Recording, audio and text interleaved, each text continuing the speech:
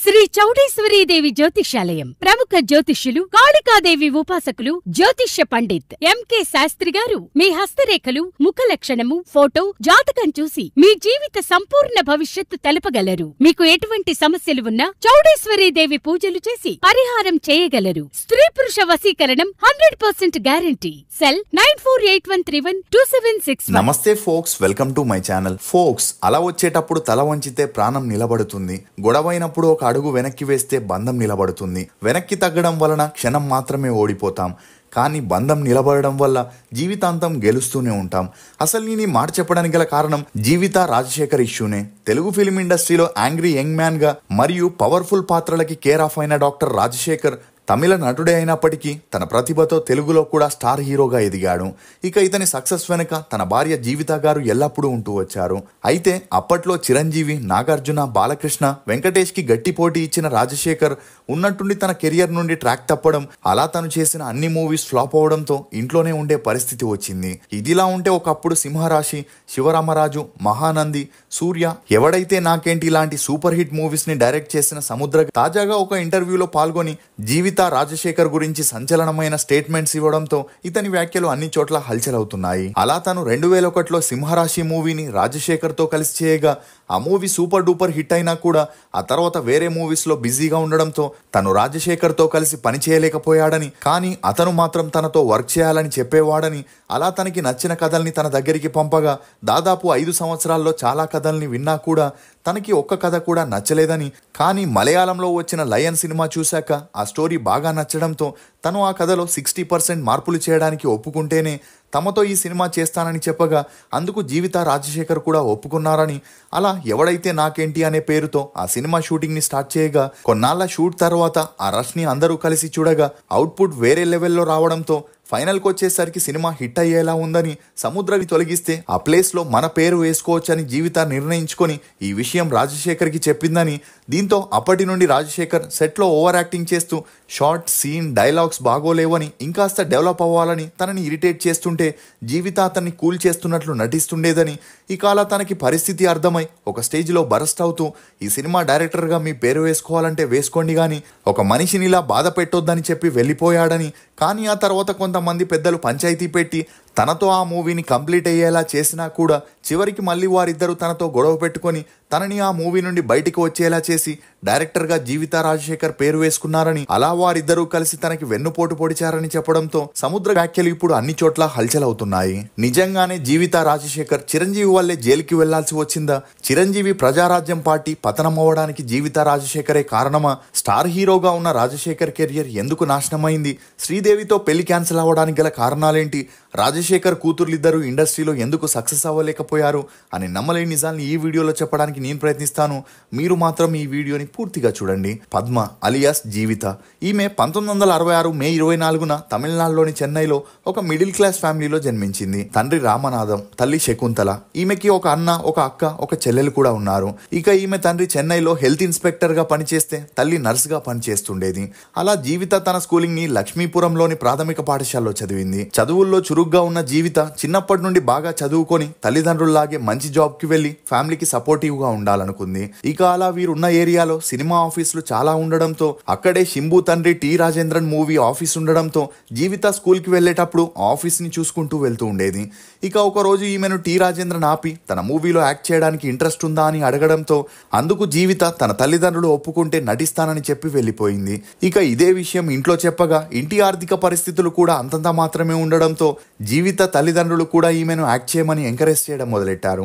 అలా తన 10th తర్వాత చదువులకి ఫుల్ స్టాప్ పెట్టేసిన జీవిత సినిమాల్లో ట్రై చేయడం మొదలెట్టింది. ఇక అలా టి రాజేంద్రన్ కూడా జీవితకి ఛాన్స్ ఇస్తూ అందుకు కావాల్సిన యాక్టింగ్ ట్రైనింగ్ ని, డాన్స్ ప్రాక్టీస్ ని ఇప్పిస్తూ తనని అన్ని విధాలుగా సపోర్ట్ చేస్తుండేవాడు. అలా 1 year గడవగా టి రాజేంద్రన్ తన డైరెక్షన్ లో గురువై కాతకిలా అనే మూవీని ప్లాన్ చేయగా ఈ మూవీలో సరిత ఫస్ట్ హీరోయిన్ గా చేస్తే జీవితని సెకండ్ హీరోయిన్ గా సెలెక్ట్ చేశారు. అలా ఈ మూవీ 1983లో రిలీజ్ అయి సూపర్ డూపర్ హిట్ అవ్వడంతో పాటు జీవిత యాక్టింగ్ కూడా ఇంప్రెసివ్ గా ఉండడంతో ఈమెకి ఆ మూవీ తర్వాత 5 మూవీస్ లో చేసే అవకాశం వచ్చింది. దీంతో సూర్య తండ్రి శివకుమార్తో జీవిత కలిసి నటిస్తూ సుగమాన రాగంగల్ అనే మూవీని చేయగా ఆ మూవీ కూడా రిలీజ్ అయి హిట్ అవ్వడంతో సెల్వి మూవీలో కూడా తనకి యాక్ట్ చేసే ఛాన్స్ వచ్చింది. ఇక ఈ మూవీలోనే మొదటిసారి రాజశేఖర్ జీవితని కలవగా తను చూడడానికి కాస్త నల్లగా ఉండడంతో ప్రొడ్యూసర్ డైరెక్టర్ తో తనని ఆ మూవీ నుండి తీసేయమని రాజశేఖర్ చెప్పడం జరిగింది. ఇక రాజశేఖర్ గురించి చెప్పాలంటే ఇతను 1962లో తమిళనాడులోని చెన్నైలో ఆర్థికంగా బలంగా ఉండే ఒక ఫ్యామిలీలో జన్మించాడు. తండ్రి వరదరాజు గోపాలన్, తల్లి ఆండాలు. ఇతనికి సెల్వా అనే ఒక తమ్ముడు కూడా ఉన్నాడు. ఇక రాజశేఖర్ తండ్రి సబ్ ఇన్స్పెక్టర్ గా పనిచేస్తే తల్లి హౌస్ వైఫ్ గా ఉండేది. ఇదిలా ఉంటే హీరోయిన్ శ్రీదేవి తండ్రి అయ్యప్పన్ మరియు రాజశేఖర్ తండ్రి వరదరాజు మంచి స్నేహితులు కావడం, అప్పుడప్పుడు వారందరూ కలిసి శ్రీదేవి మూవీ షూటింగ్స్ ని చూడడానికి వెళ్లడంతో రాజశేఖర్ తమ్ముడు సెల్వన్ కి సినిమాలపై ఇంట్రెస్ట్ ఏర్పడింది. ఇక అలా చదువుల్లో అంతంత మాత్రమే ఉన్న సెల్వన్ చదువులకి ఫుల్ స్టాప్ పెట్టేసి డైరెక్టర్ అవ్వాలని తన ట్రయల్స్ ని మొదలెట్టాడు. ఇక రాజశేఖర్ చదువుల్లో చురుగ్గా ఉండడంతో డాక్టర్ అవ్వాలని డిసైడ్ అయి అంజికరైలోని ఒక కాలేజీలో ఎంబీబీఎస్ చదువుతుంటే శ్రీదేవి అప్పటికే టాప్ స్టార్ గా ఉండేది. ఇక అలా వెల్ సెటిల్డ్ ఫ్యామిలీ మరియు డాక్టర్ చదువుతున్న రాజశేఖర్ కి శ్రీదేవినిచ్చి పెళ్లి చేయాలని శ్రీదేవి నాన్నగారికి చాలా ఇంట్రెస్ట్ ఉండేది. దీంతో రాజశేఖర్ తండ్రి దగ్గర పెళ్లి ప్రపోజల్ పెట్టగా అందుకు రాజశేఖర్ పేరెంట్స్ ఒప్పుకోలేదు. ఎందుకంటే సినిమాల్లో యాక్ట్ చేసే అమ్మాయిల్ని తమ ఇంటి కోడలుగా తెచ్చుకోమని కరాఖండిగా చెప్పడంతో ఈ పెళ్లికి అక్కడికక్కడే ఫుల్ స్టాప్ పడింది. అలా ఎప్పుడైతే తన ఎంబీబీఎస్ పూర్తయిందో నిదానంగా రాజశేఖర్కి యాక్టింగ్ పై ఇంట్రెస్ట్ పెరిగి తను కూడా యాక్టర్ అవ్వాలనుకుంటున్నట్లు ఇంట్లో చెప్పగా అందుకు వారు ఒప్పుకోకపోవడంతో ఇంట్లో నుండి పారిపోయాడు. ఇక అలా ఒక వారం ఎక్కడున్నాడో తెలియక తల్లిదండ్రులు సతమతమవుతూ పోలీస్ కంప్లైంట్ ఇచ్చినా కూడా ఎలాంటి ప్రయోజనం లేకపోవడంతో ఒక వారం తర్వాత రాజశేఖర్ ఇంటికి తిరిగి రాగా చేసేదేమీ లేక ఒక కండిషన్ పై సినిమాల్లో యాక్ట్ చేసేందుకు ఒప్పుకున్నారు. అలా సినిమాల్లో యాక్ట్ చేసే అమ్మాయిల్ని ఎట్టి పరిస్థితుల్లోనూ పెళ్లి చేసుకోకూడదని తన తండ్రి ప్రామిస్ తీసుకోవడంతో రాజశేఖర్ కూడా అందుకు ఒప్పుకొని సినిమాల్లో ట్రయల్స్ ని మొదలెట్టాడు. ఇక అలా రాజశేఖర్ ఒకవైపు డాక్టర్ గా ప్రాక్టీస్ చేస్తూనే మరోవైపు సినిమాల్లో ట్రై చేయగా 1984లో భాగ్యరాజ్ డైరెక్షన్ లో పుదుమై పెన్ అనే మూవీలో ఒక సపోర్టింగ్ రోల్ చేసే అవకాశం వచ్చింది. అలా వెంటనే పుదియై తీర్పు మూవీలో కూడా ఒక సపోర్టింగ్ రోల్ చేస్తూనే సెల్వి మూవీలో జీవితకి భర్తగా యాక్ట్ చేసే ఛాన్స్ వచ్చింది. ఇక ఈ మూవీ షూటింగ్ జరిగేటప్పుడే రాజశేఖర్ డైరెక్టర్ ప్రొడ్యూసర్ తో అమ్మాయి బాగోలేదని చేంజ్ చేయండి, నల్లగా ఉందని చెప్పడంతో అప్పటికే కొంతవరకు నేమ్ ఫేమ్ ఉన్న జీవితని మార్చలేక ప్రొడ్యూసర్ డైరెక్టర్ రాజశేఖర్ ని ఆ మూవీ నుండి తీసేసి అతని ప్లేస్ లో రాధికా అన్నయ్య అయిన రాధా రవిని సెలెక్ట్ చేయడం జరిగింది. అలా ఆ తర్వాత ఎంత ట్రై చేసినా తమిళ్లో లైఫ్ రాదని తెలుసుకున్న రాజశేఖర్ తన తల్లి సలహా మేరకు తెలుగు మూవీస్ లో ట్రై చేయాలనుకున్నాడు. ఇక అలా ట్రై చేస్తున్నప్పుడే ప్రతిఘటన మూవీలో ఒక క్యారెక్టర్ చేసే ఛాన్స్ రాగా ఆ మూవీ షూటింగ్ టైంలో డైరెక్టర్ టి కృష్ణతో రాజశేఖర్ కి మంచి స్నేహం పెరగడంతో రాజశేఖర్ కెరియర్ కి సంబంధించి టి కృష్ణ గారు అడ్వైజులు ఇస్తుండేవారు. ఇక ప్రతిఘటన మూవీ రిలీజ్ అయి హిట్ అవ్వడంతో రాజశేఖర్ కృష్ణ గారి కాంబినేషన్ లో వందే మాతరం, రేపటి పౌరులు అనే మూవీస్ ని చేయగా ఆ మూవీస్ రిలీజ్ అయి సూపర్ హిట్ అయ్యాయి. కానీ దురదృష్టవశాత్తు రేపటి పౌరులు మూవీ రిలీజ్ అయిన ఒక వారానికే టి కృష్ణ గారు అనారోగ్యంతో 1986లో ఈ లోకాన్ని వదిలి వెళ్లిపోయారు. కానీ అప్పటికే రాజశేఖర్ సక్సెస్ ట్రాక్ మీదికి రావడంతో ఆ తర్వాత తను వెనక్కి తిరిగి చూడాల్సిన అవసరమే రాలేదు. ఈ క్రమంలోనే జీవిత తలంబ్రాలు అనే మూవీతో తెలుగులోకి హీరోయిన్ గా పరిచయం అవుతూ ఆ మూవీ సమయంలోనే జీవితకి రాజశేఖర్ కి మంచి స్నేహం ఏర్పడి ఆ స్నేహం కాస్త నిదానంగా సన్నిహిత్యంగా మారి వీరిద్దరూ డేట్ చేయడం మొదలెట్టారు. ఇక తలంబ్రాలు మూవీ 1987లో రిలీజ్ అవ్వడంతో వీరిద్దరూ కలిసి చిన్నపట్నం చిన్నోళ్ళు, మగాడు, అంకుశం అని బ్యాక్ టు బ్యాక్ మూవీస్ చేస్తూ వీరిద్దరూ లివింగ్ టుగెదర్ లో ఉంటూ వచ్చారు. కానీ రాజశేఖర్కి మాత్రం జీవితని పెళ్లి చేసుకునే ఉద్దేశం లేదని ముందే చెప్పడం, అందుకు జీవిత కూడా ఒప్పుకోవడంతో వీరిద్దరూ అండర్స్టాండింగ్ తోనే ఒకే ఇంట్లో సహజీవనం చేస్తూ వచ్చారు. కానీ రాజశేఖర్కి జీవితని పెళ్లి చేసుకునే ఉద్దేశం లేదని జీవిత ఇంట్లో వారికి తెలిసి తనని వదిలేయమని, తనకి మంచి అబ్బాయిని చూసి పెళ్లి చేస్తామనగా అందుకు జీవిత రాజశేఖర్ ఎవరిని పెళ్లి చేసుకున్నా పర్లేదని, తను మాత్రం అతన్ని తప్ప వేరే వారిని లైఫ్ లో ఊహించుకోలేనని చెబుతూ పెళ్లయ్యేంత వరకు తామిద్దరూ లివింగ్ టుగెదర్ లో ఉంటామని, అంతవరకు తమని డిస్టర్బ్ చేయకూడదని చెప్పడంతో జీవిత ఫ్యామిలీకి కూడా ఏం చేయాలో తెలియని పరిస్థితుల్లో పడ్డారు. ఈ క్రమంలోనే రాజశేఖర్కి పెళ్లి చేయాలని ఇంట్లో వారు అమ్మాయిని వెతుకుతుండగా జీవిత ఏం చేయాలో తెలియని పరిస్థితుల్లో పడింది. ఇక అలా మగాడు మూవీ సినిమా షూటింగ్ లో రాజశేఖర్కి పెద్దగా యాక్సిడెంట్ అవ్వడంతో జీవిత తనని ఇమీడియట్ గా హాస్పిటల్లో చేర్పించి కంటికి రెప్పలా 40 రోజులు చూసుకోవడంతో రాజశేఖర్కి మరియు అతని పేరెంట్స్ కి జీవితపై మంచి ఒపీనియన్ కలిగింది. దీంతో హాస్పిటల్ నుండి డిశ్చార్జ్ అయ్యాక జీవిత డైరెక్ట్ గా రాజశేఖర్ ఇంటికి వెళ్లి అక్కడే ఉంటూ వచ్చింది. అలా వారిద్దరి మనసుని ని అర్థం చేసుకున్న రాజశేఖర్ ఫ్యామిలీ ఒక కండిషన్ మీద వీరి పెళ్లికి ఒప్పుకోవడం జరిగింది. అలా పెళ్లైన తర్వాత జీవిత సినిమాల్లో నటించకూడదనే కండిషన్ పెట్టడంతో అందుకు ఆమె ఒప్పుకోగా 1991లో వీరిద్దరూ పెద్దల సమక్షంలో పెళ్లి చేసుకుని ఒకటయ్యారు.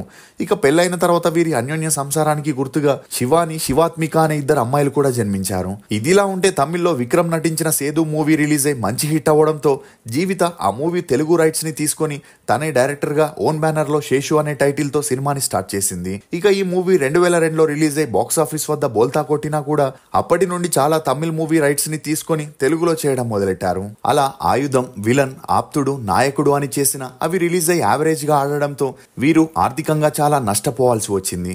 దీంతో డైరెక్టర్ వి సముద్ర ఎవడైతే నాకేంటి అనే మూవీని రాజశేఖర్ తో కలిసి చేస్తున్న సమయంలో సముద్ర గారితో జీవితకి గొడవలు వచ్చి అతను షూటింగ్ నుండి తప్పుకోవడంతో ఈమె 2007లో తన పేరుని డైరెక్టర్ గా వేసుకొని రిలీజ్ చేయగా ఆ మూవీ సూపర్ డూపర్ హిట్ అయింది. కానీ ఆ తర్వాత రాజశేఖర్ చేసిన ఏ మూవీ కూడా అంతలా ఆడకపోవడంతో అప్పు చేసి మరి సినిమాలు చేయగా ఆ అప్పుల ఊబిలో కూరుకుపోయే పరిస్థితికి వచ్చారు.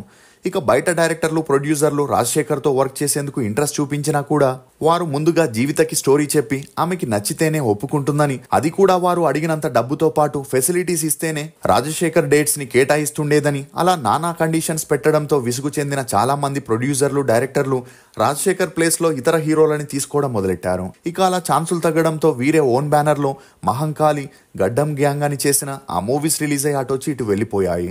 ఇక ఆ తర్వాత సత్యమేవ జయతే మూవీకి గాను జీవిత ఒక రిటైర్డ్ ఇంజనీర్ దగ్గర అప్పుగా 36 లక్షలు తీసుకోగా అందుకోసం ఆమె ఒక చెక్ ని కూడా ఇవ్వడం జరిగింది. కానీ ఒప్పుకున్న టైంకి అసలు ఇవ్వక వడ్డీ ఇవ్వకపోవడంతో అతను జీవిత ఇచ్చిన చెక్ ని బ్యాంక్ లో వేయగా 2013లో బౌన్స్ అవ్వడంతో జీవితపై కేసేశారు.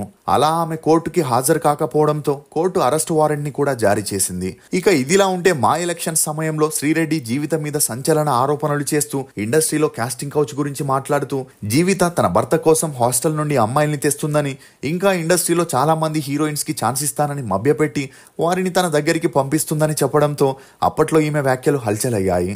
ఇక ఈమె వ్యాఖ్యలపై స్పందించిన జీవిత శ్రీరెడ్డి చెప్పేవన్నీ అబద్ధమని, ఆమె ఒక చీటర్ అని, ఫ్రాడ్ అని, తాను అలాంటి పనులు చేసినట్లు తన దగ్గర ప్రూఫ్స్ ఉంటే చూపించమని సవాలు విసరడంతో ఈ ఇష్యూకి అక్కడికే ఫుల్ స్టాప్ పడిందని చెప్పొచ్చు. ఇక అలా గరుడవేగ మూవీ స్టోరీ తనకి బాగా నచ్చడంతో వీరే తమ ఓన్ బ్యానర్ లో చేయాలని ల్యాండ్ డాక్యుమెంట్స్ ని పెట్టి 86 కోట్ల అప్పు తీసుకోగా ఆ అమౌంట్ ని తిరిగి చెల్లించకపోవడంతో పాటు ఫైనాన్సర్ కి జీవిత రాజశేఖర్ రెస్పాండ్ అవ్వకపోవడంతో అతను మీడియా ముందుకి వచ్చి వారిద్దరి గురించి మాట్లాడుతూ వారిద్దరూ చీటర్స్ అని, తన డబ్బుని తనకి తిరిగి ఇవ్వట్లేదని చెబుతూ వారి పరువుని తీస్తూ వారిపై కంప్లైంట్ ఇవ్వడం జరిగింది.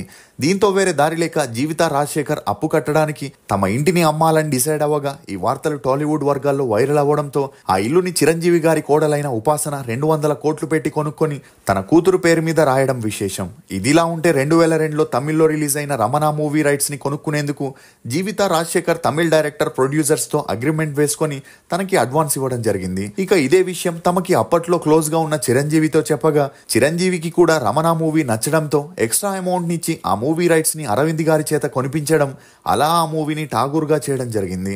దీంతో అప్పటి నుండే చిరంజీవి, జీవిత, రాజశేఖర్ ఎనిమీస్ లాగా మారి మీడియాలో టార్గెట్ చేసుకుంటూ ఒకరి గురించి ఒకరు మాట్లాడుకోవడం మొదలెట్టారు.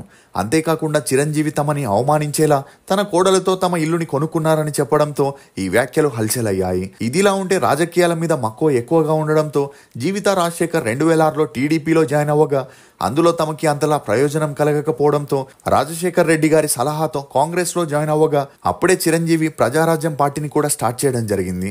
ఇక అలా రాజశేఖర్ రెడ్డి గారు జీవితకి, రాజశేఖర్ కి చిరంజీవిని విమర్శించే పనిని అప్పగించారు. ఇక అలా ప్రెస్ మీట్ లో చిరంజీవిని విమర్శిస్తూ అతను పర్ఫెక్ట్ లీడర్ కాదని, తనకి రాజకీయ అనుభవం లేదని నోటికొచ్చినట్లు తిట్టడంతో ఆగ్రహానికి గురైన చిరంజీవి ఫ్యాన్స్ రాజశేఖర్ ని కొట్టి అతని ఇంటి మీదికి రాళ్లని విసరడంతో హాస్పిటల్ పాలయ్యారు. అలా జీవిత, రాజశేఖర్ కి రాజశేఖర్ రెడ్డి గారు ఫైనాన్షియల్ గా చూసుకున్నారని, దీంతో వారు అప్పులు కూడా కట్టారనే వార్తలు కూడా బయటికి వచ్చాయి. ఇక ఎప్పుడైతే 2009 ఎలక్షన్స్ లో ప్రజారాజ్యం పార్టీ 290 స్థానాలకి 18 సీట్లని స్వాధీనం చేసుకుందో ఆ పార్టీ ఓటమికి జీవిత, రాజశేఖర్ చేసిన నెగిటివ్ పబ్లిసిటీయే కారణమని ఆగ్రహానికి గురైన అల్లు అరవింద్ 2011లో చిరంజీవి బ్లడ్ బ్యాంక్ పై జీవిత, రాజశేఖర్ చేసిన వ్యాఖ్యలపై కేసు వేయడం జరిగింది.